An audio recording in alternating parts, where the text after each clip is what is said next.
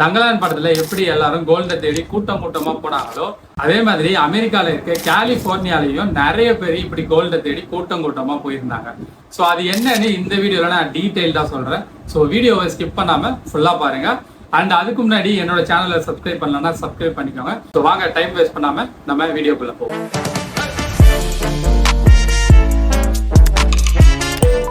அமெரிக்கால James marshal அப்படின்ற ஒரு பர்சன் கலிபோர்னியாவுக்கு வந்து அவரோட புது லைஃப்பை ஸ்டார்ட் பண்ணலாம் அப்படின்ட்டு அங்க வந்துட்டு ஒரு சின்னதா வீடு எடுத்து அவர் தங்கிட்டு இருக்காரு.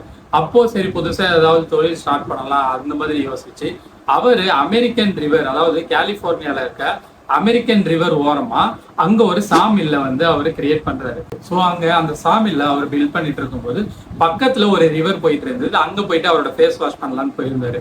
ஸோ ஃபேஸ் வாஷ் பண்ணிட்டு இருக்கும்போது அந்த தண்ணியில டீப்பா அவர் நோட் பண்றாரு. ஏதோ ஒரு கல்லு வந்து அப்படியே மினுமினுன்னு மினுக்குது.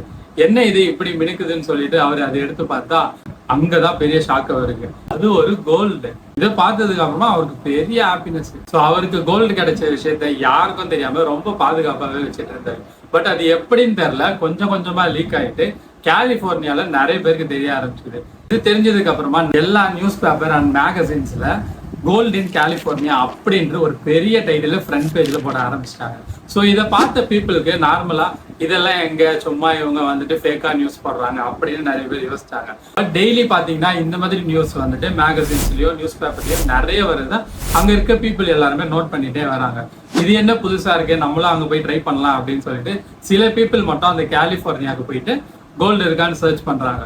அப்படி சர்ச் பண்ணதுல சில பேருக்கு கிடைச்சதுனால அந்த நியூஸுமே இந்த நியூஸ் பேப்பர்ஸ்ல வருது. ஸோ சில பேர் வந்துட்டு ஷிப் மூலயமா வராங்க. அந்த பீரியட்ல $32,000 வந்துட்டு இந்த ஷிப் காஸ்ட்டுக்கு வந்து ஆயிருந்தது.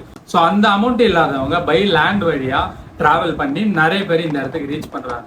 ஸோ இப்படிலாம் ரீச் பண்ணிட்டு இருக்கும்போது ஒரு மாஸ் க்ரௌடு வந்துட்டு இந்த ஒரு கலிபோர்னியால கோல்ட சர்ச் பண்ணிட்டு இருக்காங்க.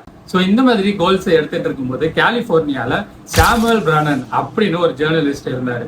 ஸோ அவர் என்ன பாத்தீங்கன்னா ஒரு சின்னதா ஷாப் வச்சுக்கிட்டு பிளஸ் வந்துட்டு நியூஸ் பேப்பர்ஸ் எல்லாம் பப்ளிஷ் பண்ணிட்டு இருக்க ஒரு பர்சனா இருந்தாரு. ஸோ இந்த விஷயம் தெரிஞ்சதுக்கு அப்புறமா அவர் அந்த பிளேஸை போயிட்டு விசிட் பண்ணி பாக்குறாரு.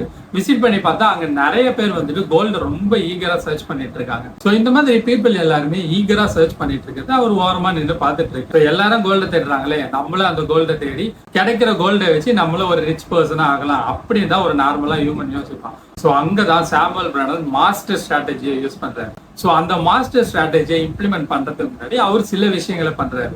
ஸோ அது என்னன்னு நான் இப்ப சொல்றேன். அதாவது பாத்தீங்கன்னா இந்த மாதிரி கலிபோர்னியால கோல்டு இருக்குன்னு சொல்லி அவரோட நியூஸ் பேப்பர்ல ஹெட்லைன்ல அவர் வந்துட்டு பப்ளிஷ் பண்றாரு. ஸோ இது வந்துட்டு கலிபோர்னியால நிறைய பீப்புளுக்கு போறது மட்டும் இல்லாம அதுக்கு nearest country Mexico, south America, China, இந்த மாதிரி எல்லா கண்ட்ரிலையுமே அந்த நியூஸை பாக்குறாங்க.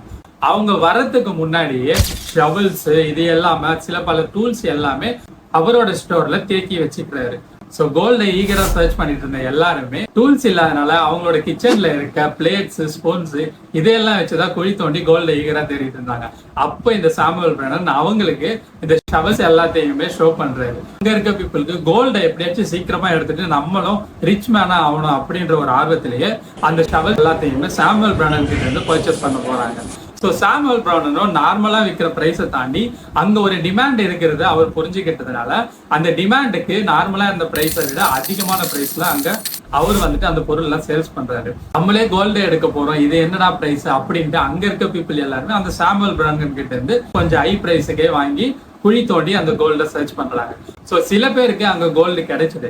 பட் இதுல முக்கியமான விஷயம் என்னன்னு பாத்தீங்கன்னா அந்த சாமுவல் பிரானனோட மாஸ்டர் ஸ்ட்ராட்டஜி தான். ஸோ எல்லாருமே ஒரு விஷயத்துல கோல்டை தேடி போகும்போது அவர் மட்டும் அந்த கோல்டை தேடி போகாம அங்க இருக்க டிமாண்டை புரிஞ்சுக்கிட்டு இந்த ப்ராடக்ட்டை அவங்களுக்கு சப்ளை பண்ணாரு. ஸோ இந்த ஒரு மாஸ்டர் மார்க்கெட்டிங் ஸ்ட்ராட்டஜியால சாமுவல் பிரானன் அந்த பீரியட்லயே $1 மில்லியன் சம்பாரிச்ச ஒரு ஆண்டர்பிரினரா ஆனாரு. இது மட்டும் இல்லாம ப்ராடக்ட்ஸ் அண்ட் சப்ளைல கலிபோர்னியாலேயே நம்பர் 1 ஆண்டர்பிரினரா அந்த பீரியட்லயே அவர் மாறிட்டாரு. ஸோ ஆஸ் அ மார்க்கெட்டரா நீங்க எப்பவுமே மத்த எல்லாருமே பண்ற விஷயத்த நோக்கி போறதை விட நீங்க புதுசா அங்க என்ன பண்ண போறீங்க, டிமாண்டுக்கு ஏற்ற மாதிரி எதை கிரியேட் பண்ணி நீங்க உங்களோட ப்ராடக்டையோ இல்ல சேல்ஸையோ இன்க்ரீஸ் பண்ண போறீங்கன்றத இந்த ஒரு ஸ்ட்ராட்டஜி மூலமா சாமுவல் பிரானன் வந்துட்டு அப்ப இருந்த மார்க்கெட்டிங் வேர்ல்டுக்கு அவர் வந்து ஷோகேஸ் பண்ணியிருந்தாரு. அண்ட் இந்த வீடியோ பத்தி என்ன நினைக்கிறீங்கன்றத கமெண்ட்ல மென்ஷன் பண்ணுங்க. ஸோ இந்த மாதிரி வீடியோஸ் எல்லாத்தையும் நீங்க பார்க்கணும்னு நினைச்சீங்கன்னா என்னோட சேனலை சப்ஸ்கிரைப் பண்ணிக்கோங்க.